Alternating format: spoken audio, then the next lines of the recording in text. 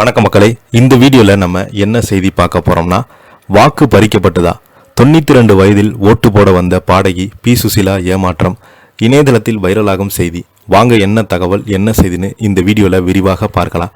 அதற்கு முன்னாடி முதன்முறையாக நம்ம சேனலை ஃபஸ்ட் டைம் பார்க்குறீங்கன்னா சப்ஸ்கிரைப் பண்ணாதவங்கெல்லாம் சப்ஸ்கிரைப் பண்ணிக்கோங்க. பெல் பட்டன் சிம்பல் அமைக்கி நம்ம சேனலோட நோட்டிஃபிகேஷனை எனபிள் பண்ணிக்கோங்க. நாங்கள் போடுற வீடியோ எல்லாமே உங்களுக்கு உடனுக்குடனே வந்து சேரும். வாங்க என்ன தகவல்னு இந்த வீடியோவில் விரிவாக பார்த்து தெரிஞ்சுக்கலாம்.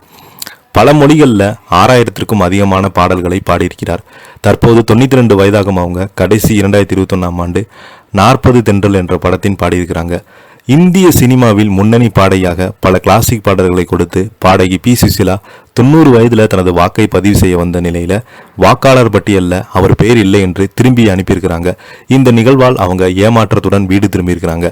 தென்னிந்திய சினிமாவில் இசை அரசி என்று அழைக்கப்படும் பி சுசிலா எம்ஜிஆர் காலத்திலிருந்து பாடல் பாடத் தொடங்கி தற்போது 90 வயதை கடந்திருக்கிறாங்க.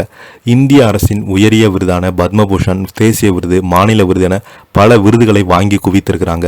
தமிழ், தெலுங்கு, கன்னடம் உள்ளிட்ட பல மொழி திரைப்படங்களில் 6000த்திற்கும் மேற்பட்ட அதிகமான பாடல்களை பாடியிருக்கிறாங்க. தற்போது 92 வயதாகும் அவங்க கடைசியாக 2001ஆம் ஆண்டு 40 தென்றல் என்ற படத்தின் பாடியிருந்தாங்க. இதனிடையே கடந்த 2003ஆம் தேதி தமிழகத்தில் 234 தொகுதிகளுக்கும் ஒரே கட்டமாக சட்டசபை தேர்தல் நடைபெற்றது. இந்த தேர்தலில் சினிமா மற்றும் சின்னத்திரை நட்சத்திரங்களில் பலருமே தங்கள் வாக்கை செலுத்த வந்திருக்கிறாங்க.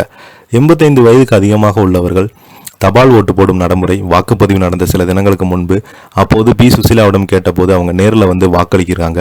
இதனடுத்து பி சுசிலா தனது வாக்கை செலுத்துவதற்கு ஹைதராபாத்தில் இருந்து விமானம் மூலம் சென்னை வந்தாங்க.